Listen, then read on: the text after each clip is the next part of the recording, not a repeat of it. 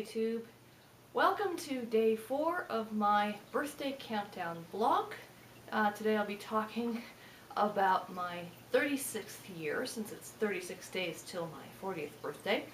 And that would have been primarily things that happened to me in 2008.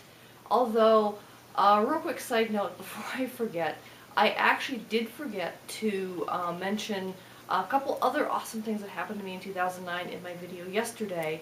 I won't go into great detail about them now, but my boyfriend and I, Dave, we actually took 2 really awesome trips in 2009 to Puerto Rico.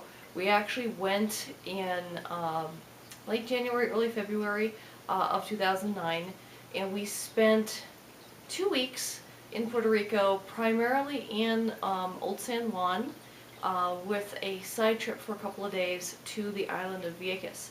And that was really cool, and the best part of that trip was the bio-luminescent bay in Vieques. Go ahead and Google that so you can find out more information about it, but it was amazing and magical and once in a lifetime, and I highly recommend anyone who watches this to think about doing that. It's just an amazing experience. And we enjoyed Vieques so much that we wanted to go again, and we decided for our annual holiday trip that we were going to go ahead and go back to Puerto Rico. And so we went between Christmas and New Year's of 2009. We went back and we spent most of the time, in Vieques.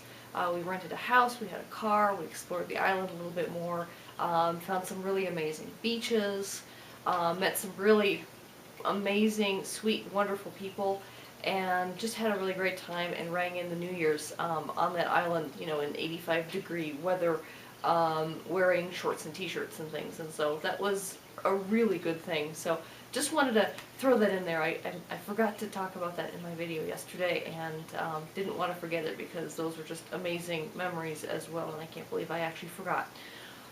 So back to 2008. We didn't do a lot of traveling in 2008. We had a whole bunch of other things going on that year. The beginning of the year, I got a new manager. My previous manager quit the year before, and we finally got a new manager in January of 2008.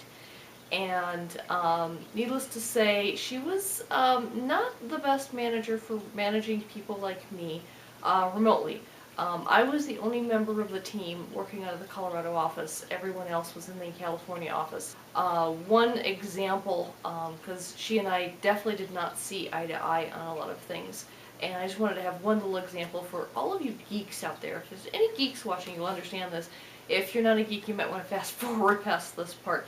But one thing we definitely did not see eye to eye on was I was working at basically an engineering company, a company that made computer chips and that kind of thing. Not Intel, but a company that made things like Intel. And they had a lot of engineering groups, a lot of different groups doing a lot of different types of engineering things. And the engineers really like using what's called a wiki. Yeah, I'm sure you're familiar with Wikipedia. Well, there's a whole bunch of different wiki platforms out there, and we had a big hodgepodge mix of different wikis and websites and everything on the internal site of the company. And we really wanted to make it more streamlined, make it easier to navigate, and more consistent look and feel, that kind of thing. And so my thought was, let's standardize the intranet on one content management system platform and one wiki platform. I knew the engineers did not want to give up their wiki and just use a content management system exclusively. There's a whole bunch of things that you can do with wikis that you can't do with regular websites. And so I thought, well, to accommodate the engineers, we would do this one content management system across all the home pages of all the department websites, and then feed wiki data to those from the wikis. In fact, the content management system we were using at the time interfaced seamlessly with like 10 different wiki platforms and could automatically be updated from the wikis. And so the engineers could just stick with their wikis, and their department admin could just, you know, update content on the homepage, and everything else would be automated. And it would have been, I thought, a really slick system and would have made the engineering groups happy. And considering the company is an engineering company, the engineers were, in my opinion, the first priority. My new manager disagreed. She came from a background where she really enjoyed using Microsoft products, and while I have nothing against most Microsoft products, I personally do enjoy using Windows. Don't hate me. And I do enjoy using Microsoft Office products. I couldn't do my job without Excel or PowerPoint and that kind of thing, for example. And yes, I've used OpenOffice, and let's not go there. I'm not happy with what can and can't be done with those programs.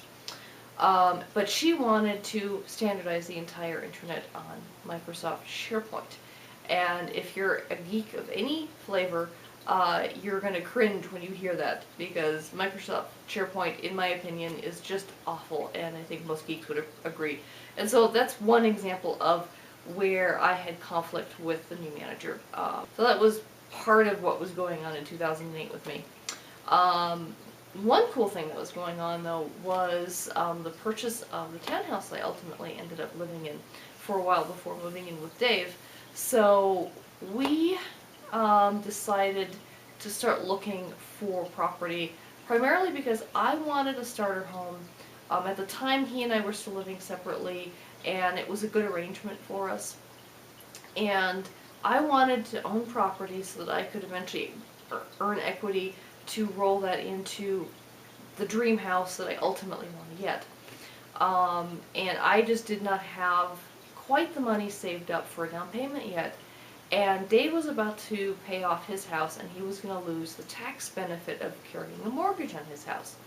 So he said, well, here's what we can do. I will buy you your starter house if you pay the mortgage. So he was going to take equity from his home and do the down payment on a second home for me, and I would pay him the monthly cost of the mortgage payments, and also with the closing costs and that kind of thing. So that was the agreement. We actually drew up a contract and signed it and all that stuff just to make it all legal. And the plan was that after 3 years I would save up money and save up enough to do my own down payment to then purchase the property from him. And we would not use realtors to do the transaction, so we could save money on the realtor fees and things of that nature. I would just have to pay closing costs again a second time.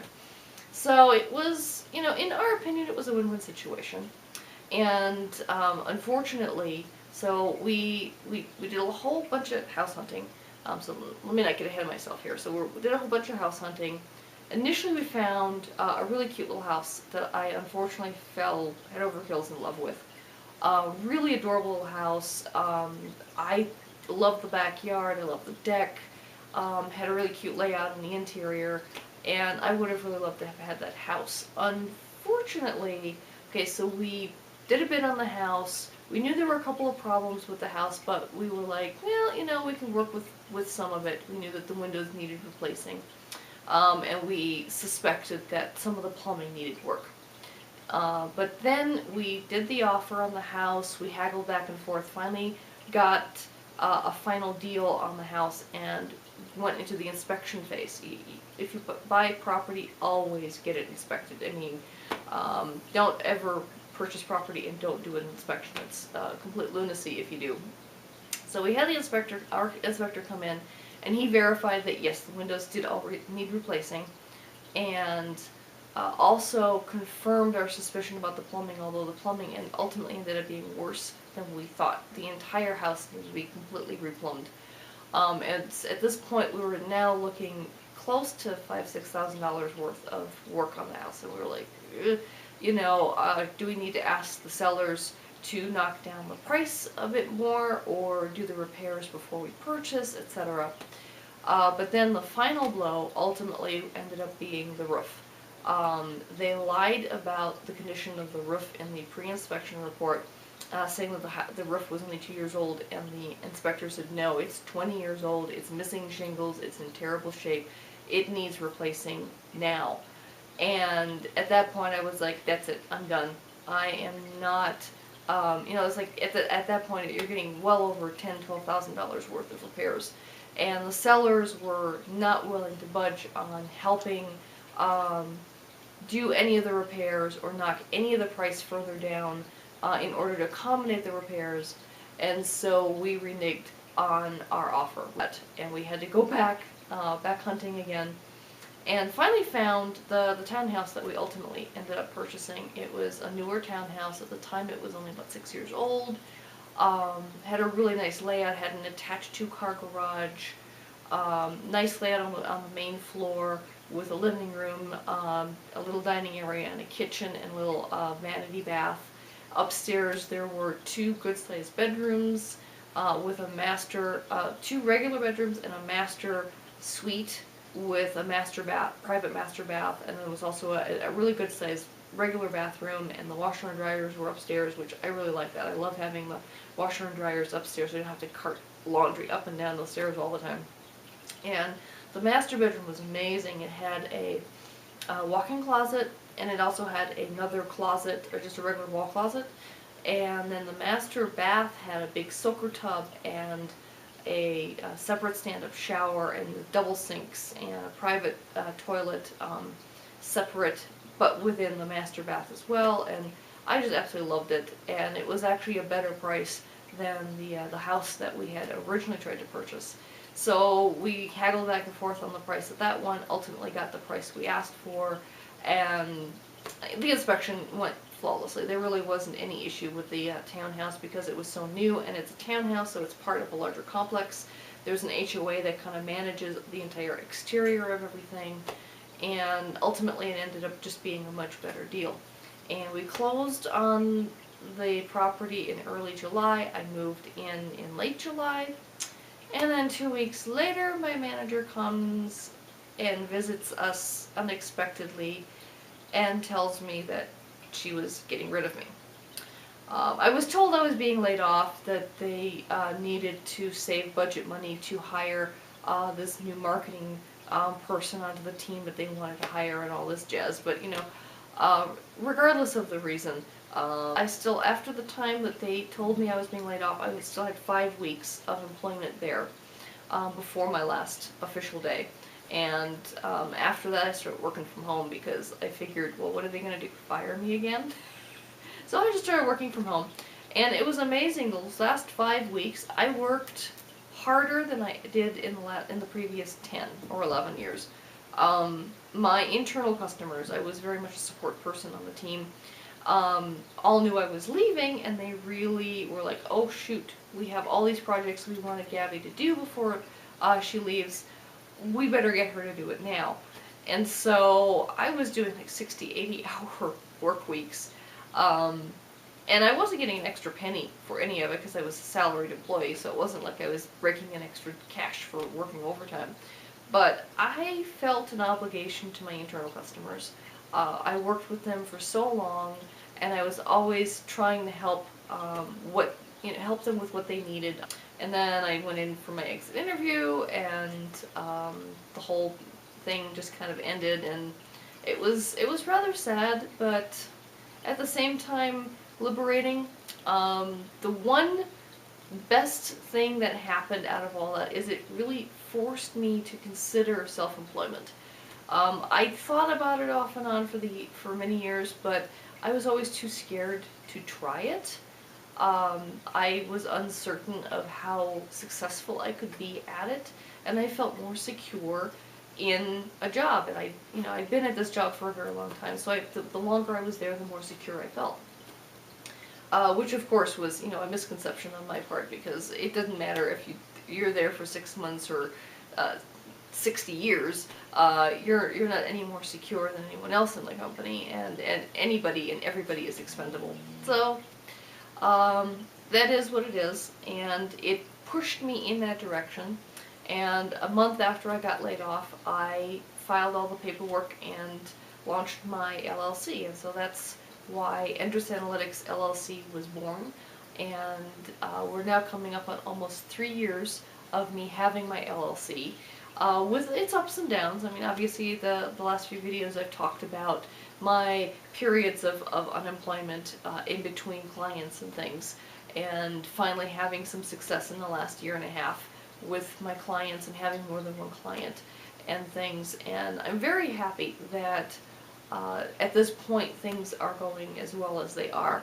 And, you know, I am coming up on the 3-year anniversary of all of this, and I think it's kind of exciting. So, anyway, 2008 was definitely an interesting year when it came to employment.